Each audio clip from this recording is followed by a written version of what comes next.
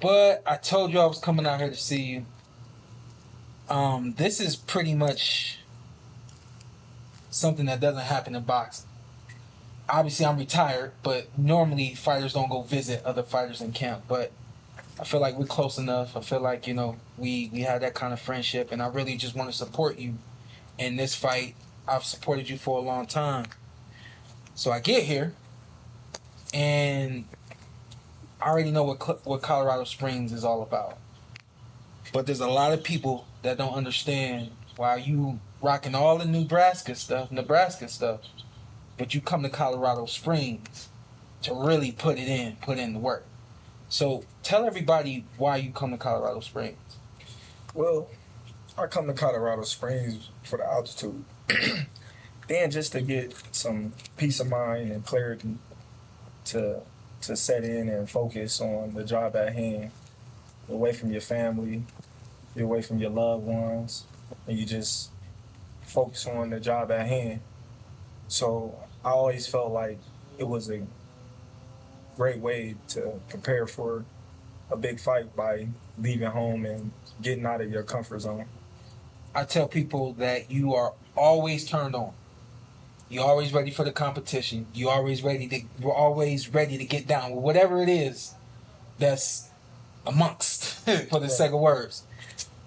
But I know you train in Las Vegas. You've been kind of all over the world recently. You've been living a really good life, and I know a lot of people have been seeing that life. For me, when it was camp time, it was always this switch that just kind of instinctively turned on. Does it take you coming to Colorado Springs for that switch to get turned on? Yeah, for sure. Like, when we do our pre-camps in Vegas and we training at home, it's a different feel. Once we get to Colorado Springs and we hitting that 8 to 9 week camp, everything is done. It's like eat, train, sleep, eat, train, wake up tomorrow and do it again. Do it all over again. Do you ever delay that switch? Nah. Never. We can't delay it. Yeah. We ain't got no room to delay it. Yeah. So, especially in the magnitude of this fight, we can't delay nothing. Yeah. We gotta go all out. Yeah. But at the same time, we gotta be smart about it. So ain't no delays. Other things like having your family here, I personally think it's a beautiful thing. Everybody's different. What works for some don't work for others. I went home to my family when I started having my children. I went home to my family, but the closer I got to the fight, 5-6 weeks out, I'm now staying with my dad. I see the family here, and I said, I wonder how much longer he's gonna keep them around. How much longer is the family They around? leave tomorrow. They leave tomorrow. Yeah. So yeah. They only every fight they come for a couple of days, few days. Just to motivate me. When they don't even know they motivate me. Just to see my kids and, touch them and feel them and hug them and, take them to the bounce house and things like that. It reminds me what I'm doing it for. So they motivate me. So when they leave, it's like, all right, because in the mix of me training before they here, it's like, man, I miss my family. Like, man, my kids, like, they on your mind. I wonder what they're doing, this and that and that. Once they come here, and it's like they solidify that they okay. Just touch. Yeah, for sure. Yeah. For sure. So, once all that's out the window, then it's rock and roll. I want to note the smile that came when you said they leave tomorrow. Yeah. For me, when it's bye-bye time, there's levels to this thing. Right. And that's what I love most about having this conversation with you. I feel like we really understand this thing. There's levels to this, right? They leave tomorrow. So essentially the switch been flipped. But then that fire is going to get a little hotter. Mm-hmm. So how you make it a little bit hotter? Man, I've been making it a little hotter. It's crazy because each week, is like somebody turning up the iron like this. Each week. Closer it gets to the fight, it's going like this. Like this morning, my daughter woke me up 4 o'clock in the morning, 4 something. I'm tired, you know, and it's beautiful, but at the same time, you know, I need my rest. But I couldn't go back to sleep, you know. But in the mix of that, I'm like, all right, I'm about to get up and work. Mm-hmm. That's just God telling me, you know, get up and work. It's work time. So I got up, I ran the mountain this morning, you know. So I take everything how it comes, and you know that everything happened for a reason. Is this feeling like it's becoming the best camp that you've had? I can't say that because they all is unique in their own right. You know, I can't say that because I work. I work extremely hard for all my camps. We used to get to the end of camp and be like, yo, this is the best camp we've ever had. Man. And then it was, some fights went by, and the team looked around and said, how are we saying this after every camp? How are we saying this is the best camp? And we're not doing anything different, but it's better than the previous camp. So is that how it is for you? Nah, man, because we don't never go about it that way. A lot of people always ask, is this the best camp? Because they don't put their all into it. Mm-hmm. I put my all into it, Mm-hmm. you know, to the point where they got to pull me back. And like, man, you overtraining. You know, you need to relax. You need a day or two off. And I'm like, no, I don't, because them 2 days that I'm not working out, he's working out. Mm-hmm. They like, just listen to me. Listen to your body. You know, you need to relax. You need to, you know, tone it down a little bit. Like, you peaking too high. So, you know, all that matters. Mm-hmm. You know, when training for a title fight of this magnitude. Not quite there yet, and you feel like the peak is coming on time? You feel like it's coming too soon? Of course.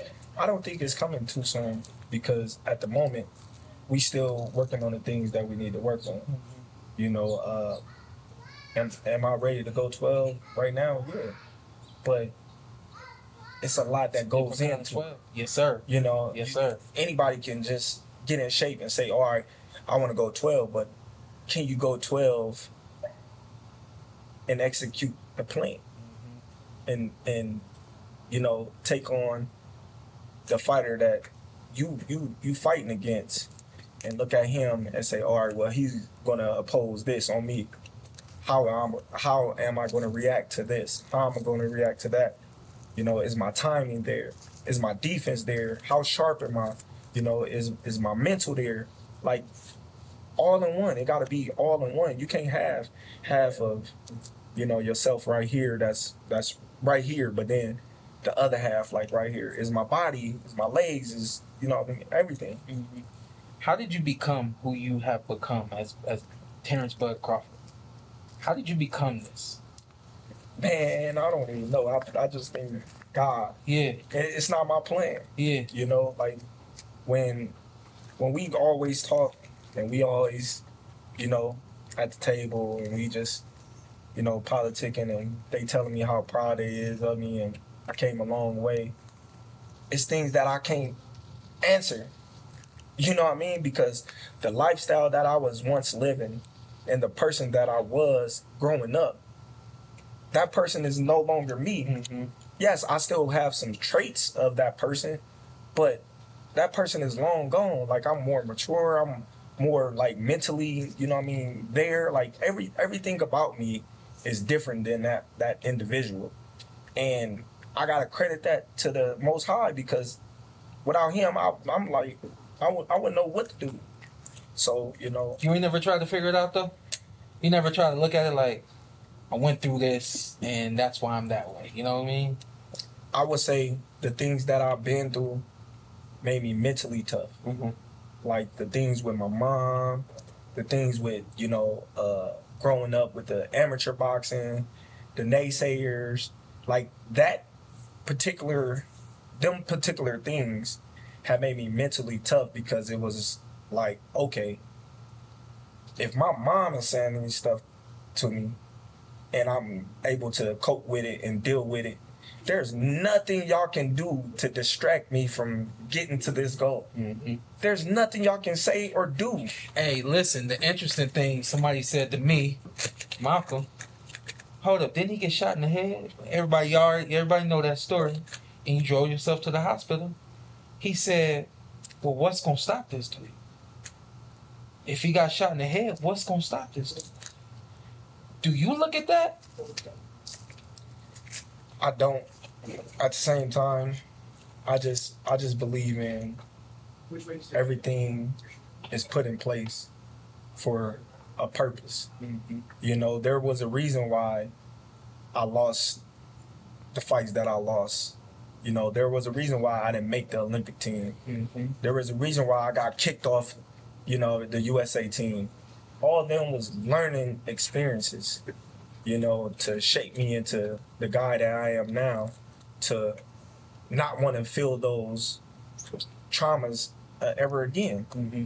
You know, so I train extremely hard so I don't have to go through none of that no more.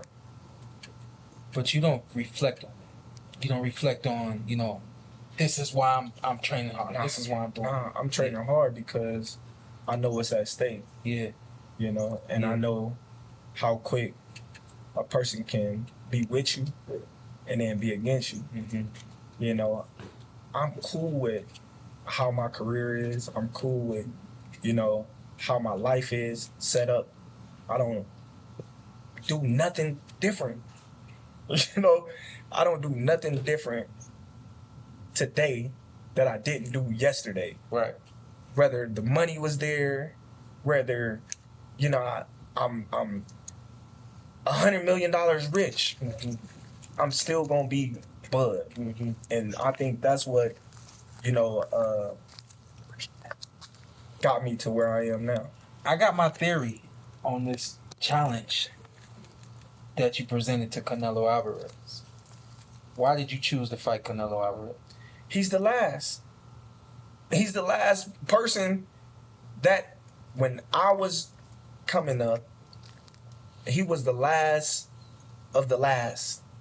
You know, we all was climbing up the pound for pound rankings together. You know, he just beat me there because he had a backing and he started professional. You know what I mean? 15 years yes. old. You know, so a lot of people say, oh, well, why Canelo and this and that? Why not? Yeah. Why not? You know, you can't beat this guy. He's really three weights above you. That's your mental. I hopefully I'm not getting this wrong, but in some ways, I was told that you didn't always consider him to be the last. Or did you? He was always the last. Uh-huh. You know, because who else besides Canelo Alvarez is that accomplished, that well-known, sustainable, like everything, the whole package. When I was coming up, all the fighters was passing the torch to other fighters. Mm-hmm. You know what I mean? The Miguel Cottos was passing it to Saddam Ali's. Right. And he was getting, you know what I mean, beat. And Andre Bertos and, you know what I mean, the Sugar Shane Mosleys and the Zab Judas and, you know, all the fighters that had a name in the world besides Floyd Mayweather, Mm-hmm. Pacquiao, all of them, Marquez, Bradley, you know, they all was fighting these fighters, these young fighters, and giving them an opportunity. I never got the opportunity to fight none of those Hall of Famers, to be like, all right, well, I beat this Hall of Famer, you know, and now I'm here because I did it. When I had the chance to fight Pacquiao, seeing how that worked. So it never was a passing the torch. You know, it never was a passing the torch of anything. Yeah. You know, we turn pro together. Yeah. So it's not, you got to fight those guys. I know. You know what I mean? Yeah. I didn't. Yeah. So that's why it's like, even though the guys that you fought, none of them is at the status of a Canelo Alvarez. Mm-hmm. when we talk about they great champions, you know, they was at the top of their career. But when we look at Canelo Alvarez, we look at like Floyd Mayweather, we look at Pacquiao, we look at those guys because those guys, you know, was established amongst multiple divisions, you know, as cash cows. So let me tell you my theory. My theory is he thought that you thought that beating Errol Spence was going to give you the love, the admiration, the respect, the appreciation, the everything that Canelo Alvarez has, and you know some of the greats have had. I've got a great taste of that myself. I personally think my theory is that love didn't come to you the way you thought it was gonna come to you. You said, all right, which one of these motherfuckers need it? You know, who else? What else do I have to do? What was the thought? Like, you know what I mean? It's crazy because I never even thought of the Spence fight like that. You know, and a lot of people say that I'm hating and I'm tarnishing his name, but I'm not. You know, when I look at Spence as a fighter, a great champion, a great person, you know, I always stated I'm a fan of Spence. Mm-hmm. I always stated that out the blue. Once I came up in the division, I called him right out because I knew our styles matched up. Mm-hmm. I'm like, he can't beat me. Mm-hmm. Before y'all was even chanting Spence, before y'all even knew Spence, he was coming to my fights and watching me in his hometown.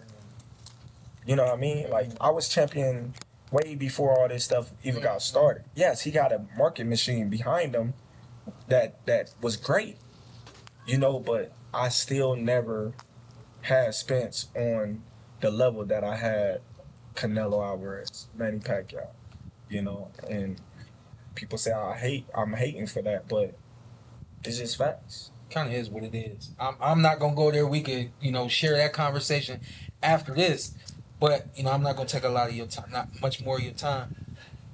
You're moving up to 168 pounds. Somebody said to me, Bud looks like a blown up 147 pound fighter. And people don't understand, and I'm trying to tell y'all, like, he's posting these pictures so that y'all understand it's real. You know what I mean? He's posting these pictures so that y'all understand he's becoming everything that you're saying he's not, that he needs to be in order to beat Canelo Alvarez. Can you validate that? Are you becoming? Are you already? You know what I mean? Listen, people gonna have their personal opinions on my size, my weight, my height, the way I fight. Everything about Terence Crawford, people gonna have their personal opinion on. And I don't knock them, you know? That's their personal opinion. But come fight time, they're gonna have another opinion and another excuse. It always happened. It always happened. And I said it time and time again, and history always repeats itself. And I'll sit here and they say, oh, well, this guy was this guy was washed, this guy was this. And I say, okay, cool. I already accepted that. But before we fought, I was too small. I was going to get knocked out. I was going to get steamrolled. I wasn't punching hard enough for this fighter, or I got hurt by this fighter, so this fighter was going to knock me out. So I'm already aware of the things that's going to happen before the fight, and then after the fight, the excuses. It's for you though. Is this the one you like? Y'all better not say shit after this one. If you look, they already fixing themselves to have certain things to say. You know what I mean? I'm on steroids. Yes. I don't drink. I don't smoke. I hate taking the one-a-day pill. I know. Like, you could test me every day for the rest of the year, the next year, and you won't find anything in my system. But in their eyes, they can't believe that I'm who I say I am and I do the things that I do at this age. They just can't understand it. So they like, it got to be something behind it. What's behind it? Oh, this guy wasn't this guy wasn't that, or he's on steroids because how is he getting so strong? How he go from 135 and then go to 147 and stop everybody? How he go from 135 then end up fighting somebody at 168? They don't understand it. So by them not understanding, they start putting in false narratives. They start putting in, false hope to people in the media. Do you ignore it or do you put that in the gas tank? It's in the gas tank. I can't ignore it. If I see it, if I hear it, I can't ignore it. I just store it. I say, oh, all right. I tell people, I say when he gets in the ring with Canelo Alvarez, people don't understand this, but he's actually fighting people from when he was 11 years old. You know what I mean? Like, he's fighting thoughts, things that have been said to him, when you got robbed at home at the Golden Gloves. Like, that stuff is really just a part of that fire, huh? Yeah, for sure. Sure. Like I said, all those traumas, trials and tribulations made me who I am today, especially in training wise, that I can't just do enough. I didn't did enough so many times and didn't get the fair shake. Mm-hmm. One point. I think I probably got like six fights lost by 1 point. And I'm like, how So when I turned pro, I made it a point to do more. I got to do more. I just can't settle for, oh, I'm winning. No, I got to do more, so I don't know, man. It's just,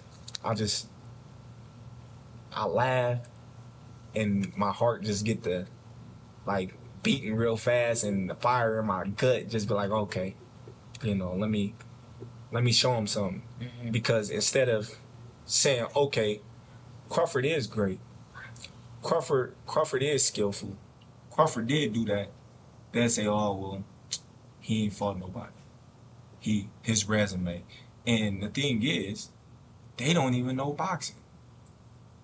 They just going off of what somebody else saying. Mm-hmm. I asked so many people, what makes you think Spence gonna beat me? Oh man, I just think he's bigger, he's stronger, and he's more durable. So what makes you think that? How long have you been watching Spence? Oh, I've been watching him, since after he beat Kell Brook. Okay, so you fairly new. You know what I mean? And since everybody got a podcast, most of everybody that's getting in boxing is fairly new. Mm-hmm. They think because they go watch a little boxing or they watch a couple of podcasts that they know everything about boxing. So now everybody is just experts of boxing, and I just be laughing like, okay. So I never fought nobody, but anybody that I fight, if somebody else fight them, they praise the world. Oh, this guy, his only loss been to Terence Crawford, and this guy fought. It's like, that just show how great I am. I just laugh. You can tell, you can say I'm great because you always gotta have my name in the mix of anything that have to do with anybody that I fought to shed light on any other fighter. You touched down in Las Vegas for this fight. What's this week gonna feel like for you? Do you think it's gonna feel a little different from other weeks, or I know how we do. We try to treat it the same, but some stuff's different. It's gonna feel the same. I honestly think it's gonna feel like when I fought Ricky Burns. Mm. I honestly think that because my mind is already to a point where I know what to expect. There's gonna be a lot of Mexicans there, a lot of people booing me, a lot of people, Canelo. So I'm already prepping myself to walk in hostile territory. Mm-hmm. So there's gonna be nothing that they can do, he can do that I'm not already preparing. What if it's different though? What if you get to Vegas? What if you get to Vegas? What if you get to Vegas and you get mad love? It's like I said, Ricky Burns. I got mad love, but you ain't hear it. but you didn't hear the love. I heard the love before, yeah, and I heard the love after. But in the process of the weigh-ins, the press conferences, and things like that, and the ring walk and the fight start, then, the love is not there, and I respect that because he got a whole country behind him. We can have that as well, but our people would rather see us lose so they can feel like we on the same playing field as them. Real quick on His Excellency. Y'all are doing this fight at the Allegiant Stadium in Las Vegas. And I said, if there's a fight that's going to go down in Allegiant, it's going to be Crawford versus Canelo. Ends up happening that way.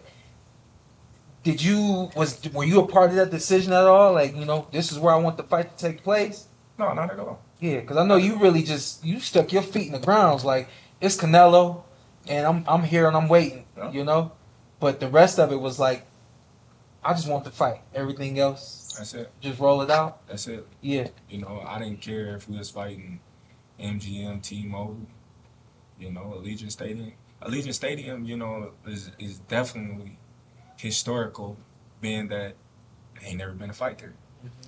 The first fight, the amount of people that can attend, so we can break records on so many levels. And I'm just happy to be a part of the event and get the opportunity to make history. I gotta ask you this real quick. My bad. We gotta go back. The fight with Brenagh. I don't know if you've had a chance to say your piece, but I want you to say this shit right now so it's done with. A lot of people was thinking that you lost the fight and, you wasn't yourself and your power didn't carry up to 154 and you got hit a lot and all these other things. Kind of take people through your mindset as that fight progressed and ultimately it ended. Tell people what your where that performance was. You know what I mean? I was in there having fun. Brenagh is a tricky fighter. I was gonna say you was having fun, but you wasn't having that much goddamn fun. Bro, listen. I wish the camera can show the rounds. I'm in my corner dancing to the music and shit. Yeah. I was comfortable. I didn't feel like I was in any danger anytime. Did I get caught with some shots? Yeah, it's boxing. We all gonna get caught. But you got caught with some dumb shit. Yeah, that's what I'm saying. It's boxing. That's what I want you to explain. Explain it. Like Brenagh had a awkward style. You know what I mean? And he used his style to his best advantage. And that was not fight the style that he normally will fight. Yeah. And you know why? Is because he didn't want to get knocked out. Mm-hmm. A lot of people say, oh, my power wasn't there or I wasn't that strong. But okay, well, ask him that. Ask him why every time, I land a good shot, he grab me or he move around. When he hit me, I come right to him like, come on, let's do this. He like, nah, we ain't gonna do that. But he's smart. You know what I mean? Like this guy had 300 amateur fights. He know how to fight. Let's keep it 100. Do you think Canelo Alvarez is as smart as Israel Brenagh? I think he's smart like Israel, but the athleticism is not there. Mm-hmm. Israel footwork is 10 times better than Canelo's. Mm-hmm. Canelo not gonna be sitting there throwing a million feints with no punches. Mm-hmm. You know what I mean? So he's just sitting there in front of you like this and shit. You know what I mean? And it's crazy because it's awkward because it's like, all right, you boxing and a motherfucker get jabbed, pop, you jab a motherfucker and he's still fainting. You was like, oh, so this motherfucker ain't doing nothing. And then he pop, you like, you know what I mean? Like you said, some stupid shit. You know what I mean? But, styles make fights. Was that one of my best performances? No. But did I get the job done? Hands down. I never seen why people say, oh, well, I lost the fight. I know why, because they haters. They see that, okay, in 147, he stopped everybody. But then when he got to 154, he didn't stop this guy, and this guy gave him a little run, you know what I mean, here and there. He lost. Okay. Last one, man. My bad if this was longer than you expected, but there's a uniqueness to you. You're known for being extremely competitive, it's already been said.